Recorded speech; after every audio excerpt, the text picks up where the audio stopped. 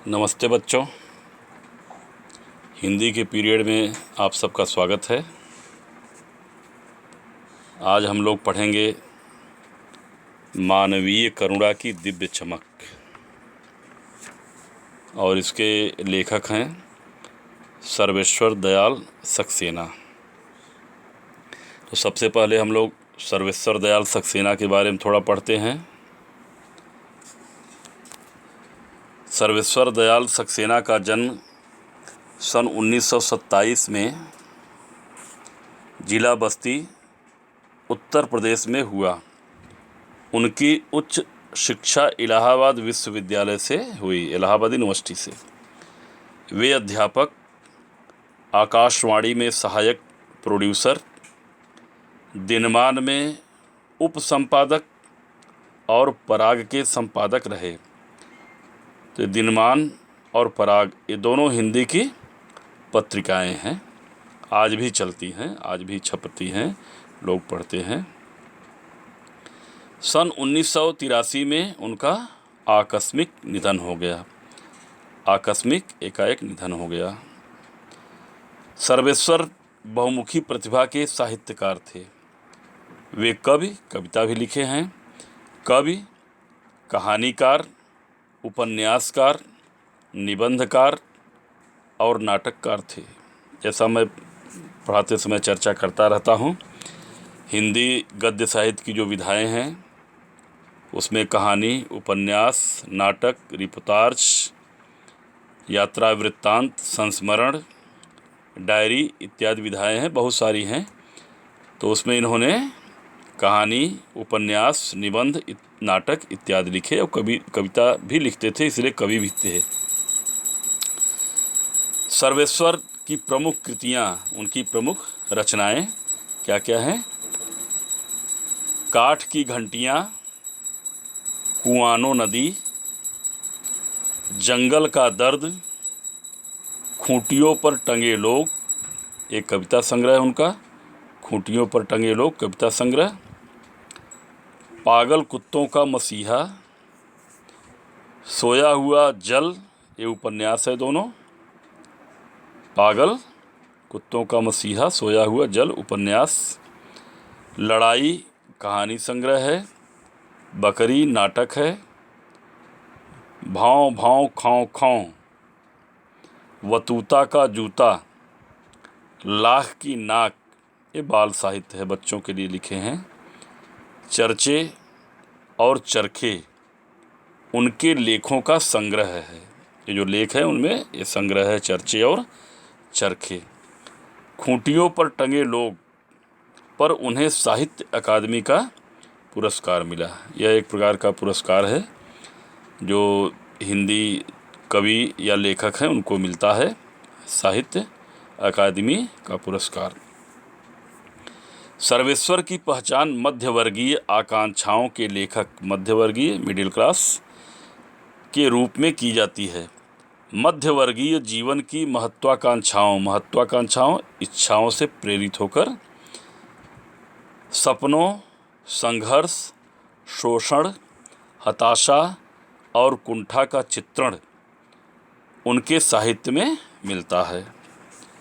सर्वेश्वर जी स्तंभकार थे और चर्चे और चरखे नाम से दिनमान में जो स्तंभ लिखते थे, स्तंभ जो हर महीने जो बार बार किसी एक कहानी को लिखता है तो उसे बोलते हैं स्तंभ। दिनमान में जो स्तंभ लिखते थे, वैसे स्तंभ का मतलब होता है खंभा, पिलर। स्तंभ लिखते थे, उसमें बेबाक सच कहने का साहस दिखता है।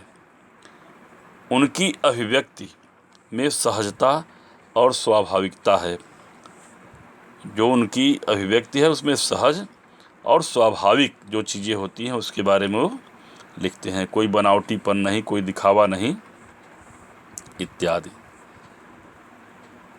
संस्मरण स्मृतियों से बनता है और स्मृतियों की विश्वसनीयता उसे महत्वपूर्ण बनाती है। फादर कामिल बुल्के जो मानवीय करुणा की दिव्य चमक है, किसके ऊपर संस्मरण है? फादर कामिल बुल्के। एक विदेशी थे। अभी हम लोग पाठ पढ़ेंगे तो इनके बारे में विस्तार से पढ़ा जाएगा। फादर कामिल बुल्के पर लिखा, सर्वेश्वर का यह संस्मरण इस कसौटी पर खरा उतरता है। अब यह क्या है, पहले ही पता चल गया, एक संस्मरण है, याद। संस्मरण मतलब याद। उनके बारे में जो याद थी उसी को लिख दिए, वो हो गया संस्मरण। अपने को भारतीय कहने वाले फादर बुल्के जन्मे तो बेल्जियम कहाँ पर है, यूरोप। जन्मे तो बेल्जियम के रैम्स चैपल शहर में, जो गिरजों, पादरियों, धर्मगुरुओं और संतों की भूमि कही जाती है। बेल्जियम को ऐसा कहा जाता है। परंतु उन्होंने अपनी कर्म भूमि, जहाँ पे उन्होंने कार्य किया, कुछ किया, उसे कर्म भूमि कहते हैं, अपनी कर्म भूमि बनाया भारत को। फादर बुल्के एक सन्यासी थे, परंतु पारंपरिक अर्थ में नहीं, परंपरा के रूप में नहीं। एक सन्यासी थे, लेकिन सन्यासी जैसा उनका कार्य या व्यवहार नहीं था। तो सन्यासी किस अर्थ में थे, जब उनके बारे में पढ़ेंगे तो अपने आप पता चलेगा। सर्वेश्वर का फादर बुल्के के अंतरंग संबंध था। अंतरंग मतलब मन से बहुत ज़्यादा उनकी दोस्ती थी, आना जाना संबंध था, जिसकी झलक हमें इस संस्मरण में मिलती है। लेखक का मानना है कि जब तक राम कथा है,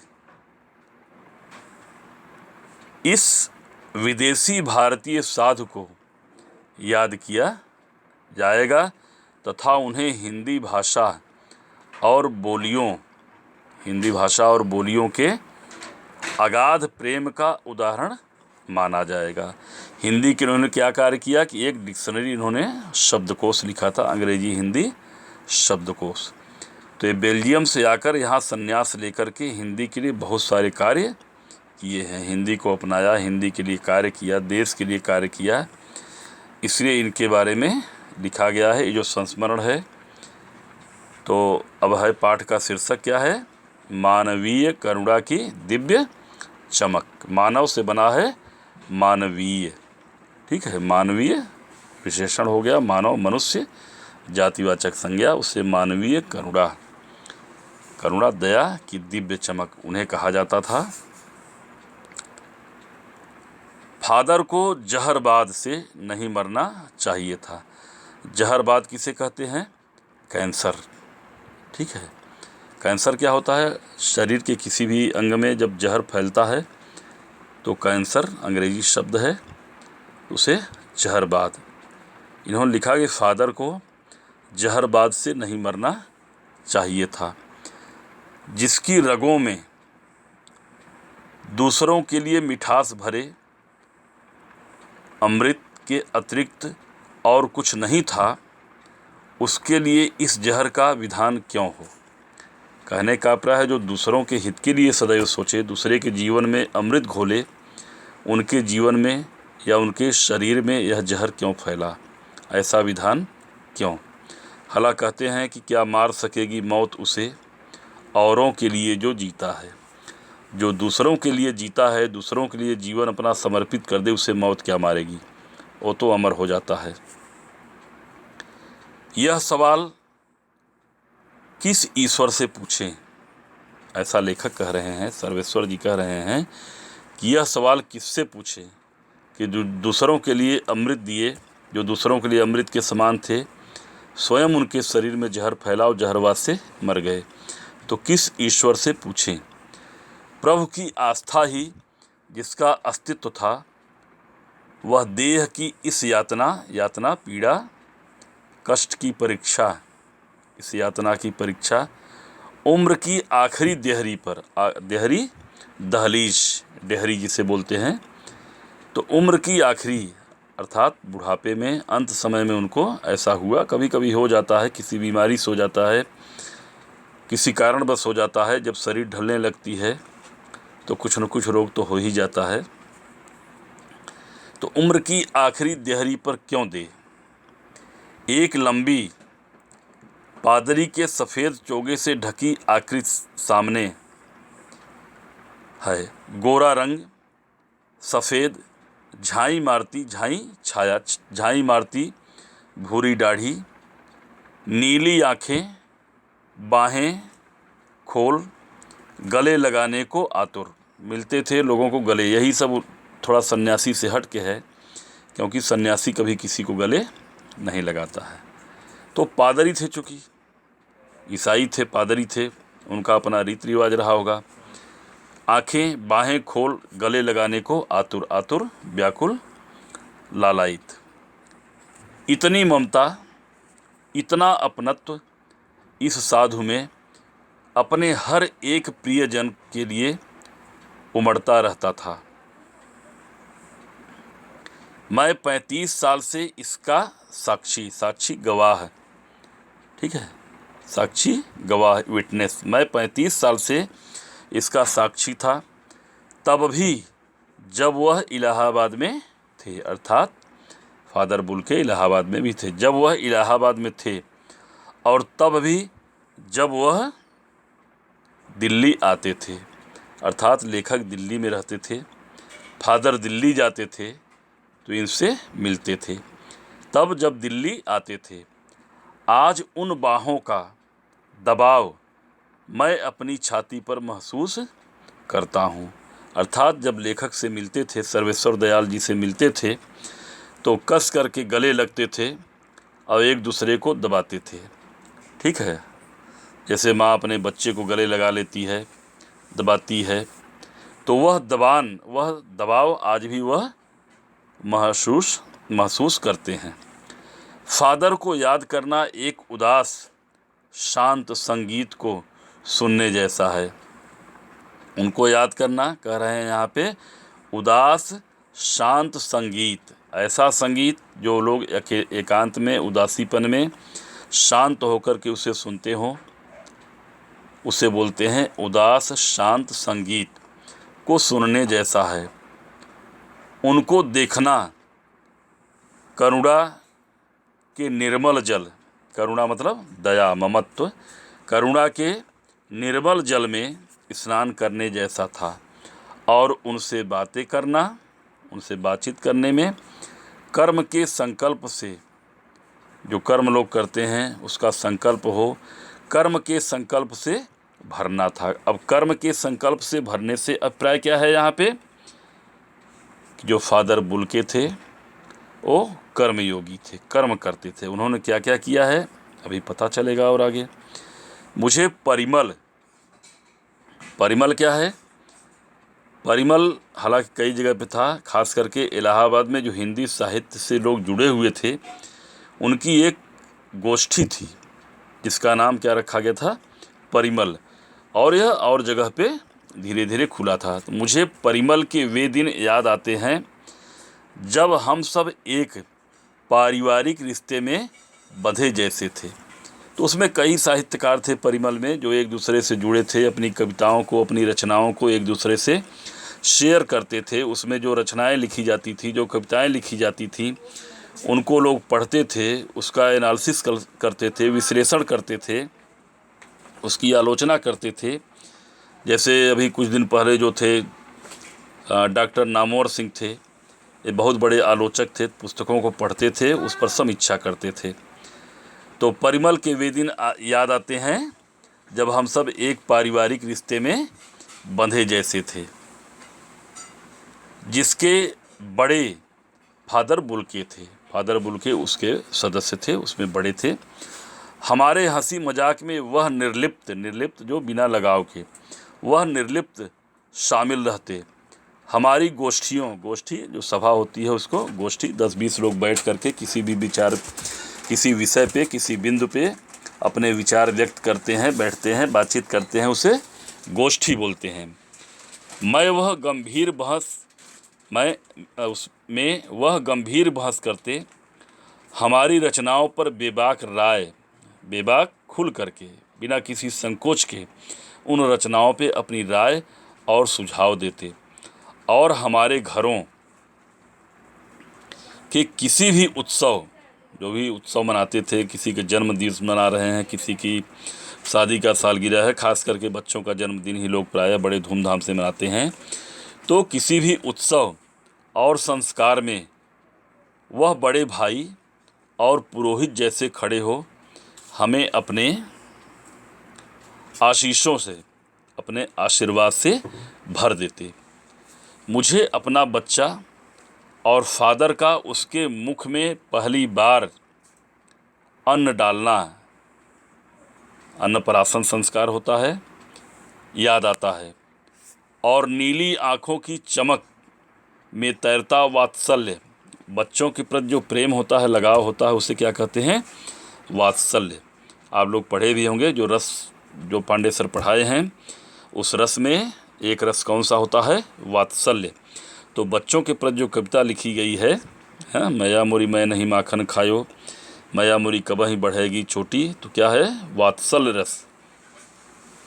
तो चमक में तैरता वात्सल्य भी जैसे किसी ऊंचाई पर देवदारू की छाया में खड़े हों। देवदारू क्या है? एक वृक्ष है, बड़े बड़े ऊंचे होते हैं, जिसकी छाया में लोग छाया लेते हैं। भला पेड़ मैं भी नहीं देखा हूँ, देवदारू के पेड़ इधर तो नहीं हैं। देवदारू के पेड़ शायद उत्तराखंड वगैरह पहाड़ों पे है। तो देवदारू की छाया में खड़े हों। कहाँ से शुरू करें? लेखक कह रहे हैं उनके बारे में और बताना, कहाँ से शुरू करें। इलाहाबाद की सड़कों पर फादर की साइकिल चलती दिख रही है। साइकिल से चलते थे फादर, उस समय बहुत सारे साधन नहीं रहे होंगे, गाड़ी घोड़ा वगैरह। वह हमारे पास आकर रुकती है, मुस्कुराते हुए उतरते हैं। देखिए देखिए, मैंने उसे पढ़ लिया है, और मैं कहना चाहता हूँ, उनको क्रोध में कभी नहीं देखा। फादर बुल्के कभी क्रोधित नहीं होते थे। उनको, और जिनको अपने ऊपर आत्मसंयम होता है, उनको क्रोध नहीं आता है। ठीक है, उनको क्रोध में कभी नहीं देखा, आवेश में देखा है। आवेश, जोश में, आवेश में देखा है।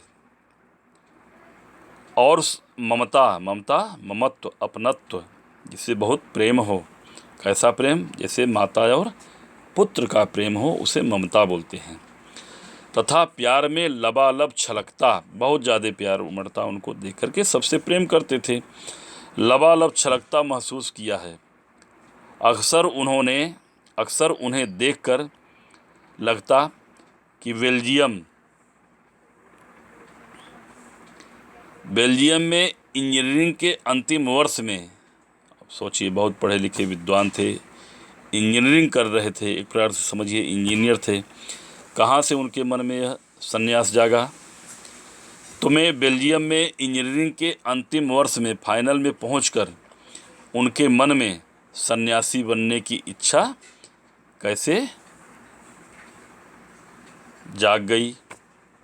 जबकि घर भरा पूरा था। भरा पूरा मतलब भाई बहन माता पिता सब लोग थे। जबकि घर भरा पूरा था। 2 भाई, 1 बहन, माँ पिता सभी थे। पूरा भरा परिवार, सब लोग थे। फिर भी इनके मन में सन्यासी बनने की इच्छा जागृत हुई। ऐसा लेखक कह रहे हैं, ऐसा उनके मन में क्या हुआ? आपको अपने देश की याद आती है? ऐसा उनसे पूछा शायद लेखक ने। आपको अपने देश की याद आती है? मेरा देश तो अब भारत है। फादर बोलते हैं, फादर बुल्के, मेरा देश तो अब भारत है। मैं जन्मभूमि की बात पूछ रहा हूँ। मैं जन्मभूमि की पूछ रहा हूँ। जन्मभूमि तो उनकी बेल्जियम थी। हाँ, कह रहे हैं, हाँ आती है। बहुत सुंदर है मेरी जन्मभूमि, रैम्स चैपल, जहाँ पर वे जन्म लेती है। रैम्स चैपल। घर में किसी की याद? बुल्के बोलते हैं, फादर बुल्के, माँ की याद आती है, बहुत याद आती है। फिर अक्सर माँ की स्मृति मतलब याद। फिर अक्सर माँ की स्मृति में डूब जाते देखा है। उनकी माँ की चिट्ठियाँ अक्सर उनके पास आती थी। माँ उनकी चिट्ठी भेजती थी। उस समय तक फ़ोन वगैरह उतने ज़्यादा नहीं थे, बहुत कम थे, तो माँ की चिट्ठी उनके पास आती थी। अपने अभिन्न मित्र डॉक्टर रघुवंश को वह उन चिट्ठियों को दिखाते। डॉक्टर रघुवंश भी हिंदी के थे और बहुत सारे लेख भी लिखे होंगे, तो उनको वह चिट्ठियों को दिखाते थे। पिता और भाइयों के लिए बहुत लगाव मन में नहीं था। पिता व्यवसायी थे, व्यापारी थे। एक भाई वहीं पादरी हो गया, एक भाई और वहीं पे पादरी हो गया, सन्यासी हो गया। एक भाई वहीं पादरी हो गया, एक भाई काम करता है, अर्थात 3 भाई थे। तो ये स्वयं यहाँ पे चले आए, सन्यासी हो गए। एक भाई वहाँ पर पादरी हो गया, एक भाई काम करता है, उसका परिवार है। बहन सख्त और ज़िद्दी थी, बहुत कठोर थी और ज़िद्दी भी थी। बहुत देर से उसने शादी की, बहुत देर बाद में शादी की। फादर को एक आध बार उसकी शादी की चिंता व्यक्त करते उन दिनों देखा था। वह भी शादी नहीं कर रही होगी तो फादर चिंता अपना जताते रहे होंगे। भारत में बस जाने के बाद, जब वो भारत में बस गए, भारत में बस जाने के बाद 2 या 3 बार अपने परिवार से मिलने भारत से बेल्जियम गए थे। फादर याद आती रही होगी परिवार को अपना, गए। लेकिन मैं तो सन्यासी हूँ, कह रहे हैं मैं सन्यासी हूँ। आप सब छोड़कर क्यों चले आए?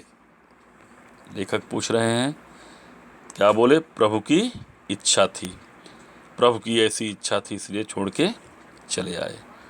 वह बालकों की सी सरलता से, जैसे बच्चे बहुत सहज मुस्कान सरल तरीके से हंसते हैं, उसी तरह से वह बालकों की सी सरलता से मुस्कुरा कर कहते, माँ ने बचपन में ही घोषित कर दिया था कि लड़का हाथ से गया। बचपन से ही उनके स्वभाव से, उनके रहन सहन से, तो माँ ने बचपन में ही घोषित कर दिया था कि लड़का हाथ से गया।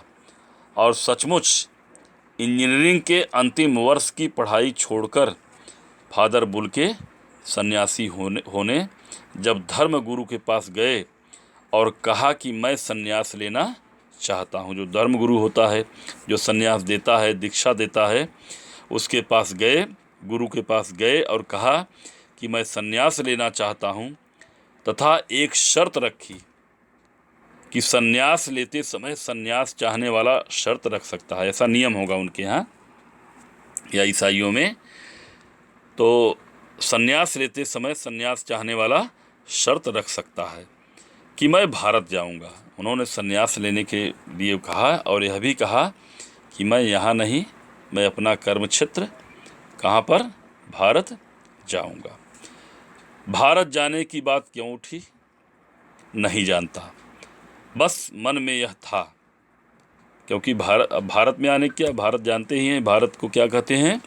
ऋषियों का देश, ऋषियों मनीषियों का देश। हमारे यहाँ बहुत सारी चीज़ें जो भी खोजे हैं, वेद पुराण उपनिषद, सारी चीज़ें ऋषि लोग ही खोजे हैं, ऋषि लोग लिखे हैं, सन्यासी लिखे हैं।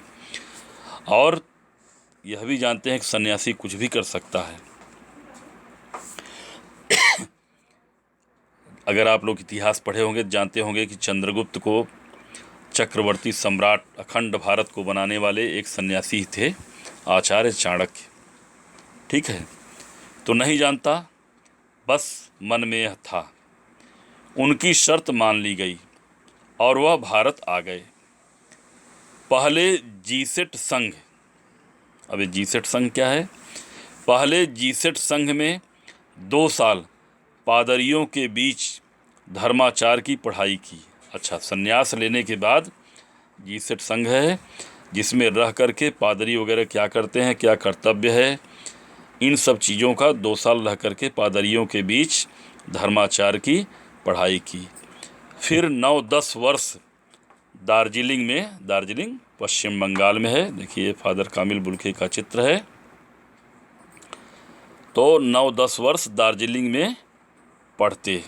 दार्जिलिंग पश्चिम बंगाल का एक भाग है, लोग घूमने जाते हैं, ऐसा मानते हैं। बहुत पर्वतीय, बहुत बढ़िया क्षेत्र है। दार्जिलिंग में रहे। कलकत्ता, जो आज के समय में क्या है, कोलकाता, कलकत्ता से बीए किया और फिर इलाहाबाद से एमए। उन दिनों डॉक्टर धीरेन्द्र वर्मा हिंदी विभाग के अध्यक्ष थे। डॉक्टर धीरेन्द्र वर्मा, वर्मा लोग बहुत सारे हैं, डॉक्टर राम कुमार वर्मा, डॉक्टर धीरेन्द्र वर्मा, महादेवी वर्मा, ये सब हिंदी जगत से जुड़े रहे हैं। भगवती चरण वर्मा, वृंदावन लाल वर्मा, सब लोग हिंदी के लिए बहुत सारे कार्य किए हैं। वर्मा परिवार, वर्मा क्या होते हैं, कायस्थ होते हैं। तो धीरेन्द्र वर्मा हिंदी विभाग के अध्यक्ष थे, विभागाध्यक्ष बोलते हैं। शोध प्रबंध पीएचडी, डॉक्टर ऑफ फिलॉसफी, जो लोग शोध करते हैं, रिसर्च करते हैं किसी विषय पे, किसी टॉपिक पे, किसी बिंदु पे, तो शोध प्रबंध प्रयाग विश्वविद्यालय, प्रयाग विश्व जो इलाहाबाद यूनिवर्सिटी है वह प्रयाग विश्वविद्यालय के नाम से भी जाना जाता है। शोध प्रबंध प्रयाग विश्वविद्यालय के हिंदी विभाग में रहकर 1950 में पूरा किया उन्होंने। पीएचडी उन्होंने किया, इसलिए डॉक्टर, जिसको जो पीएचडी कर लेता है उसे डॉक्टर की उपाधि मिलती है। तो रहकर 1950 में पूरा किया। राम कथा, किस पे, राम कथा उत्पत्ति और विकास, किस पे उन्होंने शोध किया, राम कथा उत्पत्ति, उसकी उत्पत्ति और विकास, कैसे उत्पत्ति हुई और विकास कैसे हुई, इस पर उन्होंने शोध किया। परिमल में उसके अध्याय पढ़े गए थे। जो उन्होंने लिखा उसके अध्याय, कितने अध्याय उसको पढ़े गए थे। फादर ने मातरलिंग के प्रसिद्ध नाटक ब्लू बर्ड, मातरलिंग कोई लेखक होंगे, कि प्रसिद्ध नाटक ब्लू बर्ड का रूपांतर भी किया। रूपांतर करना, उसको अगर वो अंग्रेजी में है तो उसको हिंदी में किया तो उसे बोलते हैं रूपांतर, का रूपांतर भी किया है। नील पंछी शीर्षक के नाम से बाद में वह सेंट जेवियर्स कॉलेज रांची में हिंदी तथा संस्कृत विभाग के विभागाध्यक्ष हो गए। कौन, फादर बुल्के विभागाध्यक्ष हो गए। और यहीं उन्होंने अपना प्रसिद्ध अंग्रेजी हिंदी कोश, शब्दकोश, जैसा मैं पहले ही बताया हूँ कि डिक्शनरी, अंग्रेजी हिंदी कोश, अंग्रेजी को हिंदी में उन्होंने उसके भावार्थ को लिखा, अंग्रेजी हिंदी कोश तैयार किया। और बाइबिल का अनुवाद भी, बाइबिल क्रिश्चियन ईसाइयों का एक धर्म ग्रंथ है, तो बाइबिल का अनुवाद भी। और वहीं बीमार पड़े, पटना आए, दिल्ली आए और चले गए। 47 वर्ष देश में रहकर, भारत में कितने साल रहे, 47 वर्ष देश में रहकर और 73 वर्ष की जिंदगी जीकर, कितने में उनकी उम्र, किस उम्र में उनकी मृत्यु हुई, 73 वर्ष की उम्र में उनकी मौत हो गई। ठीक है, आगे हम लोग पढ़ते हैं अगले वीडियो में। ठीक है।